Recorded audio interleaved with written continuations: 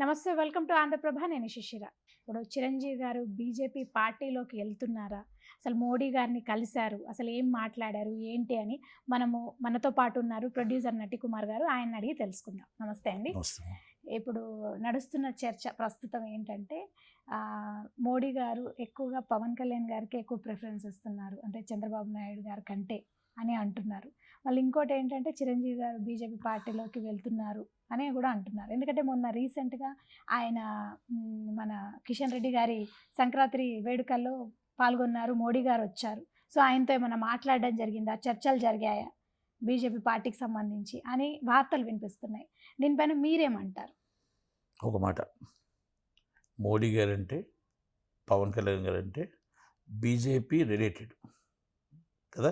అంటే ఆయన బీజేపీ నాయకుడు, జనసేన పార్టీ నాయకుడు కాదు, బీజేపీ నాయకుడు. అంటే దేశానికే ఆయన నేత. అంటే వాళ్ళ దృష్టిలో మోడీ గారు అమిత్ షా గారి తర్వాత ఒక 5-6 తర్వాత పెద్ద నాయకుడు. అది మోడీ గారి దృష్టిలో నో డౌట్.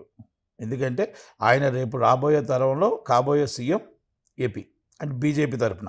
తెలంగాణకి వాళ్ళు సీఎంగా పెట్టుకున్నారు కనుక సెంట్రల్ మినిస్టర్గా ఎప్పుడైనా ఆయన ఈరోజు వస్తానంటే ఈరోజే ఆయనకి సెంట్రల్ మినిస్టర్ ఇవ్వడానికి రెడీ చిరంజీవి గారికి. అది ఎప్పుడో ఆహ్వానం ఉంది ఆయనకి రాజకీయాలకు ఇంట్రెస్ట్ లేదు అన్నారు. చంద్రబాబు నాయుడు గారు మద్దతు, ఒక పార్టీ నుంచి మద్దతు. మన పవన్ కళ్యాణ్ గారు ఆయన సొంత పార్టీ నాయకుడు. మీరు జనసేన కోసం చూడొద్దు, సొంత పార్టీ నాయకుడి కింద చూడాలి. రేపు మహారాష్ట్ర ఎలక్షన్స్ అయినా, రేపు ఢిల్లీ ఎలక్షన్స్ అయినా, రేపు ఆయన దేశంలో ఎక్కడున్నా ఆయన్ని వాడుకునేది బీజేపీ పార్టీ ఫస్ట్ ఆఫ్. కనుక మనం ఆయన పార్టీలో జాయిన్ అవుతాడా, చిరంజీవి గారు జాయిన్ అవ్వరా అనేది పక్కన పెట్టేసేయండి.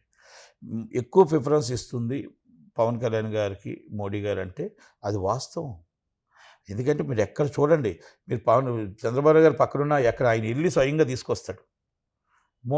పవన్ కళ్యాణ్ ఎక్కడ అడుగుతాడు. అంటే చిరంజీవి గారితో కూడా మీరు కిషన్ రెడ్డి గారు వచ్చినా కూడా అంతమంది పవన్ కళ్యాణ్ చిరంజీవి గారితో కూర్చొని మరి మాట్లాడారు. అలాగే మీరు మనం ప్రమాణ స్వీకారం అప్పుడు పవన్ కళ్యాణ్ మా బ్రదర్ కూడా వచ్చున్నారంటే ఎవరిని ఏమంటారు, ప్రైమ్ మినిస్టర్ ఆఫ్ ఇండియా. ఆ గంట ఎవరికి రాదు. ఆయన ఏమన్నాడు, వెంటనే పద అని చెప్పి ఈయన వెళ్ళిపోయి తీసుకునేది ఇద్దరు అన్నదమ్ముల మీద చేయండి తీసుకునేది, ఒక చిన్న పిల్లడిలాగా చేశారు.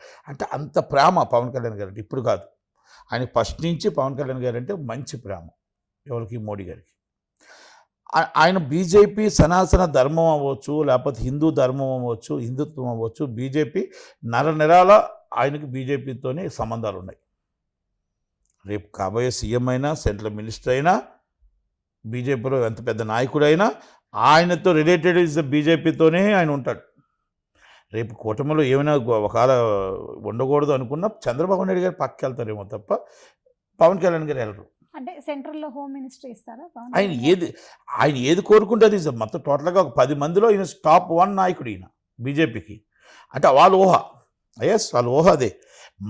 మాకు నమ్మిన వ్యక్తి, మేము నమ్మిన వ్యక్తిలో మా నాయకుడు, మా బీజేపీకి కావాల్సిన వ్యక్తి నమ్మకంగా మాతో పాటు ఉంటాడు అనే ఒక నమ్మకాన్ని ఆయన క్రియేట్ చేసుకున్నారు. ఎవరు?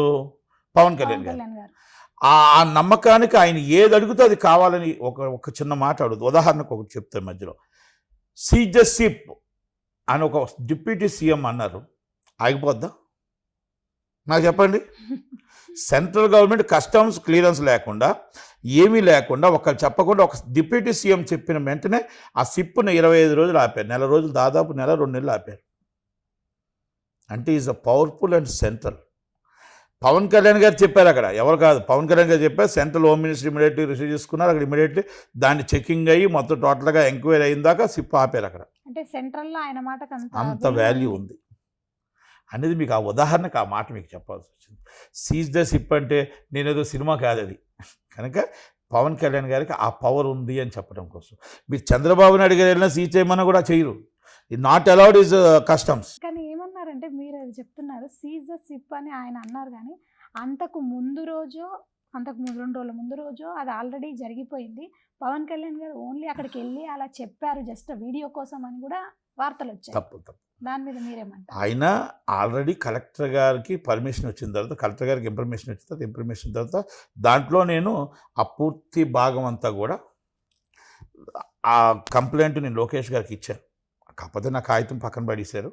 ఆ తర్వాత హైలైట్ ఈ కేసు ఇది. దీంట్లో 8 నెలల నుంచి నేను పోరాడుతున్నా. ఇది రేషన్ బియ్యం మీద పోరాడుతున్న వ్యక్తిలో నేనే ఫస్ట్.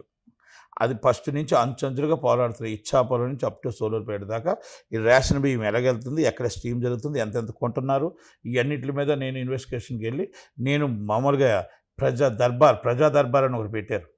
ఆ ప్రజా దర్బార్లో లైన్ కట్టి 6 గంటలకి వెళ్ళి లైన్ కట్టి మళ్ళీ మామూలుగా వెళ్తే బాగోదేమో అని లైన్ కట్టి వెళ్ళి కాపలా కాసి ఆయనకి ఇచ్చా. అది కింద పడేశారు.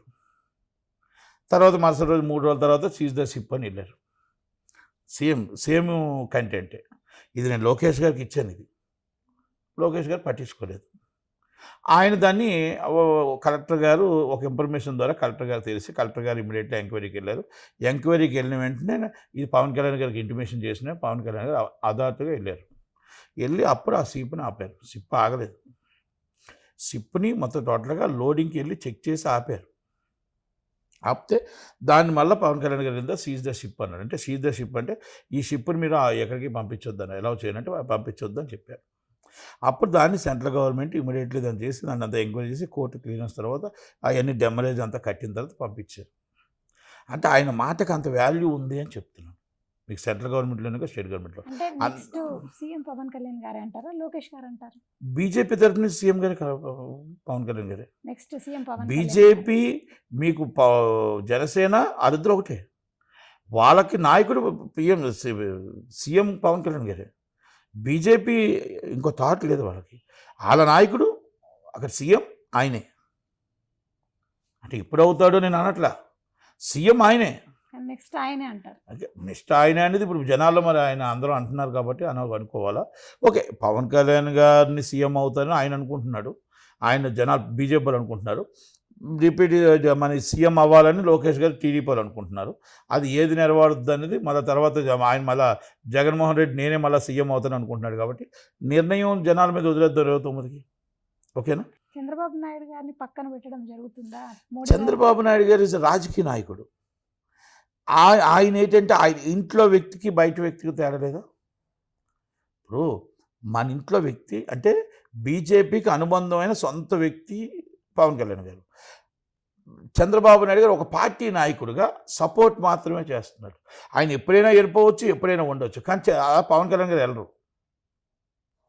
పవన్ కళ్యాణ్ గారు బీజేపీ నాయకుడని వాళ్ళు అనుకుంటున్నారు. బీజేపీకి ఎట్టి పరిస్థితుల్లో మాకు మీరు కాబోయే సీఎం ఆయన అనుకుంటున్నారు కదా. అలాంటప్పుడు అందుకే అంటారు ఇంట్లో వాళ్ళకి బయట వాళ్ళకి. అంటే ఈయన బయట మద్దతుకు వస్తుంది, ఈరోజు మద్దతు ఉండొచ్చు, లేకపోతే వెళ్ళిపోవచ్చు. కానీ వాళ్ళు వినరు అనేది మనం ఒక్కసారి తెలుసుకోగలరు. కనుక అందుకనే వాళ్ళంటే ఎక్కువ ప్రేమ, ఎక్కువ అభిమానం. చంద్రబాబు నాయుడు గారి మీద ప్రేమ లేదా, ప్రేమ ఉందా పక్కన పెడుతున్నారో కాదు. రాజకీయ నాయకుడిగా మనందరూ కలయికలో ఒక కూటమిలో కలయిక అది. ఆ కలయికలో ఆయనకి ఎంత సపోర్ట్ ఉందో అంత సపోర్ట్ ఉంటుంది. కానీ ఏ సపోర్ట్ ఉన్నా పవన్ కళ్యాణ్ గారికి ఎక్కువ సపోర్ట్ ఉంటుంది. బీజేపీ పవన్ కళ్యాణ్ గారు చెప్పిన మాట వేదం ఉంటుంది కన్ఫర్మ్ దాంట్లో. అంటే వాళ్ళ ప్రేమ ఆయన మీద అంత ఉంటుంది. పెద్ద కొడుకు చిన్న కొడుకు అంటారు కదా, అలాగే ఆ ప్రేమ వాళ్ళ మీద ఎక్కువ ఉంటుంది. అంటే ఆయన నాయకత్వంలో బీజేపీ ఇక్కడ అభివృద్ధి చెందుతుందని వాళ్ళ నమ్మకం. ఓకే అండి. సౌత్లో. ఓకే, థ్యాంక్ యూ అండి. Thank you.